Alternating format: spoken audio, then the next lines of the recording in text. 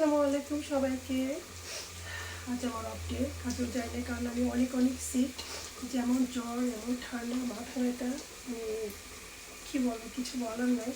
যেহেতু আমার কন্টিনিউ ঠান্ডার প্রবলেম আছে, আর এর মধ্যে জ্বর ঠান্ডা, আর এই অবস্থা নিয়েও রান্না করতে চলে এসেছি। কথা বলতে পারতেছি না, সরি তার জন্য। বাংলা একটা অনেক আগে মুভি দেখেছিলাম সাগরের, যে রান্না করে মেয়েদের জীবনটাই শেষ, একটা ডায়লগ ছিল। আসলে আমরা বাঙালি নারীরা, সেটা বিদেশ হোক আর দেশে হোক, রান্না করে মেয়েদের অর্ধেক সময় কেটে যায়। আর সবচেয়ে বেশি কষ্ট লাগে যখন আমরা যারা প্রবাসে আছি, তখন যতই অসুস্থ হই না কেন আমাদের রান্না বান্নার কাজ করতেই হয়। আর আমি যে আজকে রেস্ট নেব সেই সময়টা নয়, কারণ রান্না করতে হচ্ছে। তো কী কী রান্না করছি অসুস্থ শরীর নিয়ে, সেটা আপনাদের সাথে শেয়ার করবো। চলেন তাহলে দেখে নেবেন আমার রান্নাবান্না, একদম সিম্পল রান্নাবান্না, যেটা খেতে মন চাচ্ছে। কারণ জ্বর উঠলে তো অনেক কিছু খেতে মন চায় না। আজকে চিন্তা করলাম একটু ভিন্ন ধরনের ভর্তা ভাজি টাইপের কিছু করব। আর ভেজিটেবলের মধ্যে খেতে ইচ্ছা করছে না, মাছও খেতে ইচ্ছা করছে না, একটু ভর্তা ভাজি করবো, যেহেতু অনেক ঠান্ডা আর অনেক জ্বর। তো এই অবস্থা নিয়েও রান্না করতে আছি। আর এখানে আমি গরুর ভুড়ি ভুনা করতেছি, বা ভাজি বলা যায়। আর সবজিও একটা রান্না করছি, এবং চিংড়ি মাছ দিয়ে।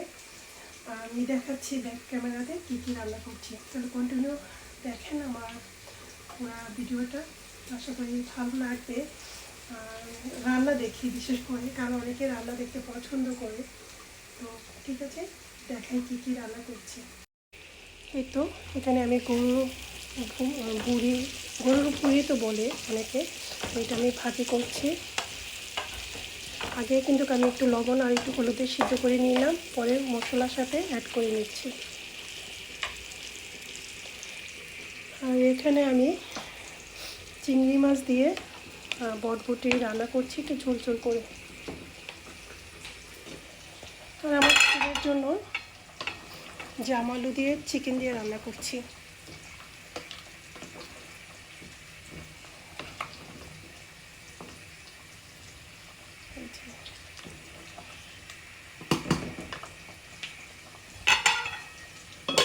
আর এটা বলেছিলাম যে আমি অনেক কোনো কিছু খাবার মুখে টেস্ট পাচ্ছি না, সেজন্য একটু ভর্তা বানাবো। এখানে আমি লাল মরিচ নিয়েছি, কেন জানি আমার কয়েকদিন ধরে লাল মরিচ দিয়ে চাপা শুটকির ভর্তা খেতে ইচ্ছা করছে। যেহেতু আমার বাসার শিলপাটা নাই, মানে পাটা পুঁতাই নাই বলা যেতে পারে, তো সেজন্য আমি ব্লেন্ডারে বানাবো চাপা শুটকির ভর্তা লাল মরিচ দিয়ে। এখানে যেহেতু ঠান্ডা অনেক, তো সরিষা ভর্তা বানাবো। সরিষা ভর্তার জন্য আমি পেঁয়াজ আর রসুন কেটে একটু হালকা ভেজে নিয়েছি। আর চাপা শুটকির ভর্তা বানাবো, এটার জন্য আমি কাঁচা পেঁয়াজটা আর রসুনটা একটু হালকা ভেজে নিয়েছি। আর এখানে আমি চিংড়ি ভর্তা বানাবো, যদি শরীরটা ভালো লাগে, বাট কোনো কাজ করতে ইচ্ছা করতেছে না। আর যেহেতু আজকে আমি বাসায় আছি, বিকালে নাস্তা হিসাবে ডাল ভিজেছি, ডাল দিয়ে পেঁয়াজও বানাবো। আর এখানে কোটার বুট আছে, চানা বুট, এটা আমি ভুনা করব, মুড়ি মাখাবো আর পেঁয়াজও বানাবো বিকালে নাস্তা হিসাবে। তো ঠিক আছে, রান্নাবান্না করি, রান্নাবান্না কমপ্লিট করার পর আমি আবার আপনাদের সাথে শেয়ার করব। আর সবাই আমার জন্য দোয়া করবেন, যেহেতু অনেক সিক, আমি যেন খুব তাড়াতাড়ি সুস্থ হয়ে যাই। আর যতই সিক থাকি না কেন, ওই যে আমাদের মেয়েরা কাজ করে যেতেই হবে, রান্নাবান্নার কাজ বলে কথা। কারণ এখানে আমার কাছে কেউই নেই যে আমাকে একটু হেল্প করবে, সো আমার কাজ আমারই করতে হবে, যতই অসুস্থ থাকি না কেন। বাট আমার আম্মুর কথা অনেক মনে পড়তেছে। আমি যখন অসুস্থ থাকি, আমি যখন দেশে ফোন দিতাম, তখন আমার কণ্ঠ শুনে আমার আম্মু বুঝে যেত যে আমি অনেক সিক। মানে একটু পর পর ফোন দিয়ে খোঁজখবর নিত।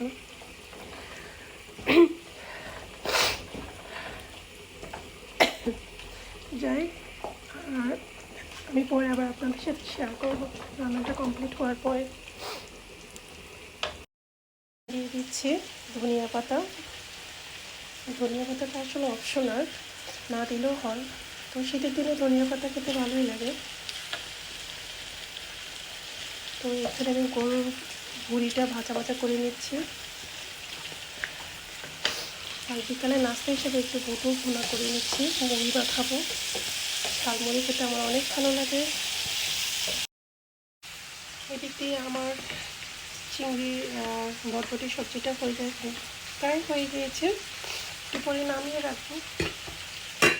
এদিকে দিলাম, আমার মুরগির মাংস রান্নাটাও হয়ে গিয়েছে, অনেক সুন্দর একটা কালার চলে এসেছে।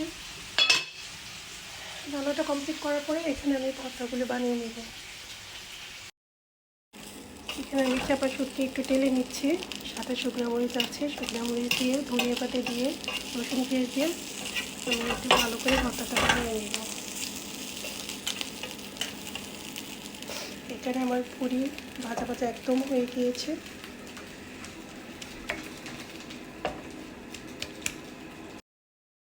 তো এই দিক দিয়ে আমার রাইস কুকারে ভাতটাও হয়ে গিয়েছে।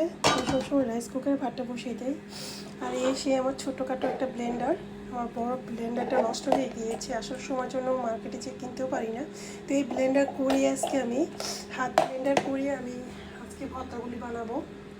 এখানে আমি সরিষাটা ভালো করে একটু ধুয়ে দিয়ে দিলাম, আর সাথে আছে আর রসুন আর কাঁচামরিচ, এগুলি দিয়ে আমি সরিষা ভর্তাটা বানাবো। যেহেতু আমার অনেক ঠান্ডা লেগে গিয়েছে, সো আমার জন্য মনে হয় ভালো হবে সরিষা ভর্তাটা খেলে।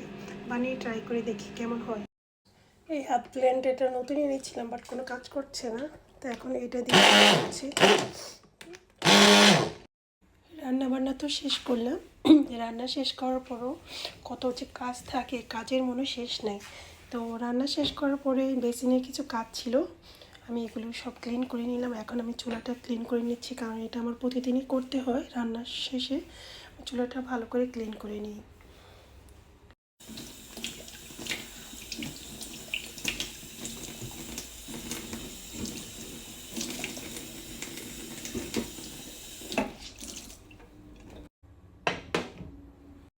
কমপ্লিট আমার চুলা ক্লিন করা।